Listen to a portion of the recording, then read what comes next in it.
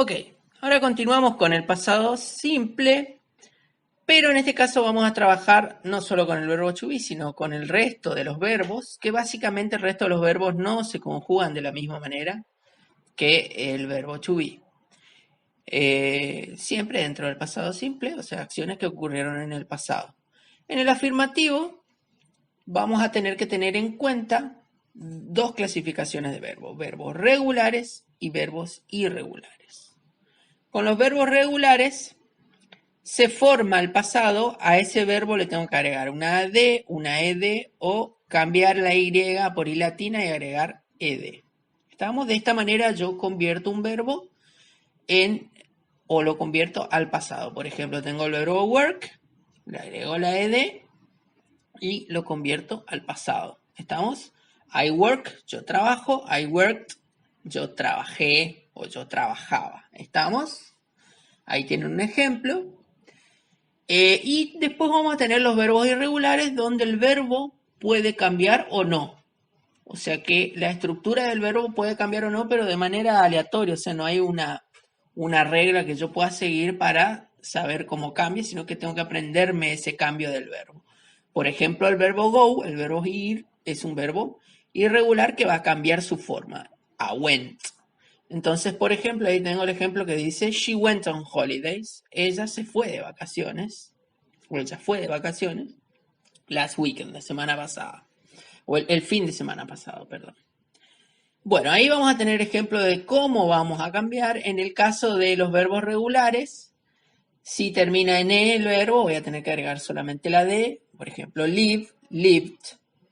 Si el verbo termina en vocal Y, no va a pasar nada, agrego ed, play, played.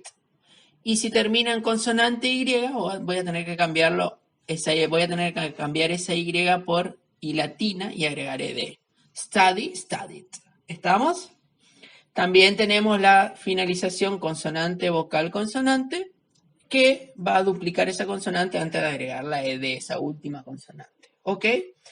Eso en cuanto a los regulares. Y los irregulares pueden de un diccionario, desde internet, buscar la lista y aprenderla. Pero ustedes básicamente van a hacer un trabajo de comprensión de texto. O sea que si ustedes lo ponen en inglés a la traducción o la buscan en un diccionario, pueden encontrarlo de dos maneras. Pueden ya encontrarlo traducido con la estructura en el pasado. O puede decir, por ejemplo, en el caso del verbo went, puede decir que es pasado simple del verbo go. Entonces ustedes tienen que ir a buscar el verbo go, van a encontrar que es ir y ahí van a decir, bueno, si es el pasado de ir, fue. ¿Estamos? ¿Se entiende? Básicamente eso. Y bueno, eso para el afirmativo. En cuanto al negativo, ya va a cambiar esto un poco.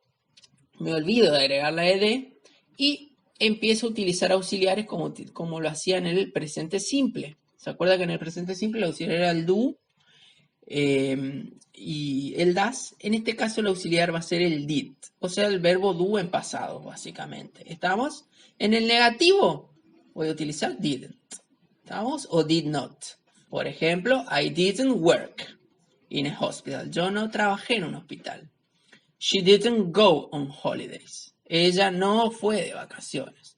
Las mismas oraciones, fíjense que los verbos ya básicamente están en infinitivo, no le tengo que agregar ed, sino que utilizo la estructura didn't. Y en las preguntas voy a utilizar el did antes del sujeto. Did you work? O did she go? Estamos como vemos ahí en los ejemplos. Primero el did, luego el sujeto y luego el verbo en forma infinitiva. ¿Está? Básicamente es muy parecido al presente simple, pero con estructuras del pasado. ¿Ok? Bye bye.